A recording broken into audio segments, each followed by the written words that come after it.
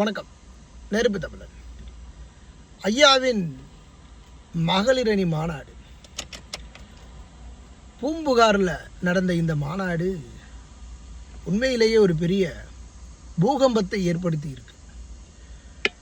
ஒரு தமிழ் கலாச்சாரத்தை அப்படியே தச்சுருவமாக எடுத்துரைத்த ஒரு அற்புதமான, ஒரு அழகான, ஒரு அருமையான ஒரு மாநாடு.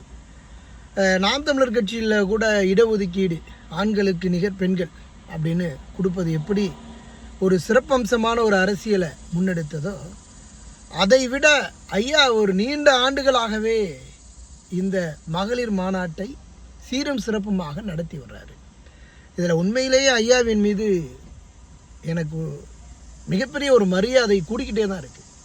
அந்த மாநாட்டை பார்க்கும்போது அந்த மாநாட்டில் நடத்தப்பட்ட அனைத்து நிகழ்ச்சிகளுமே ரொம்ப ரொம்ப அற்புதம். இதை ஒரு திரைப்படத்தில் இருக்கக்கூடிய ஒரு இயக்குனர்கிட்ட கொடுத்து நீங்கள் இப்படி நடத்துறீங்க அப்படின்னு சொன்னால் கூட நடத்தியிருக்க முடியாது. பல கோடிகள் செலவு பண்ணி படம் எடுக்கிறாங்க.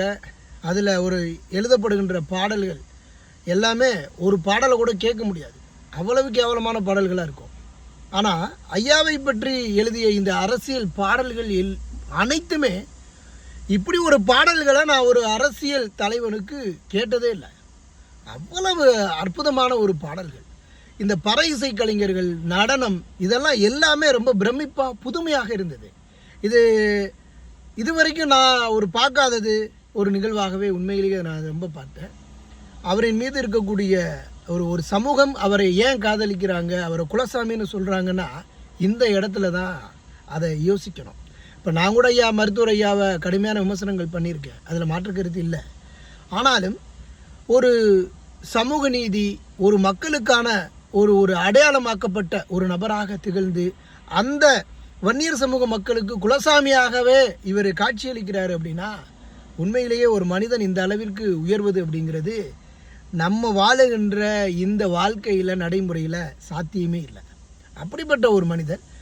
அது மட்டுமல்ல, அவர் இந்த மகளிர் மாநாட்டில் சொல்லப்பட்ட சில முக்கியமான விடயங்கள், கஞ்சாவை நிறுத்துங்க, மது ஒழிப்புக்கு தொடர்ந்து போராடுகின்ற ஒருவர், முதல்வர் மு.க. ஸ்டாலினுக்கு கிட்ட ஒரு வேண்டுகோள், ஒரு 7 பேரை என்கிட்ட அனுப்புங்க, நான் அவர்களுக்கு ஆலோசனைகள் கொடுக்குறேன், அதன்படி நீங்கள் செய்யுங்க, ஒட்டுமொத்தமாக ஒழித்து விட முடியும். உண்மையில் அற்புதம், அபாரம். ஐயாவினுடைய இந்த மாநாடு உண்மையிலேயே ரொம்ப மகிழ்ச்சி அளிக்கின்றது. தமிழர்களினுடைய கலாச்சாரத்தை மீண்டும் தூக்கி நிறுத்தக்கூடிய ஒரு விடயம்தான்.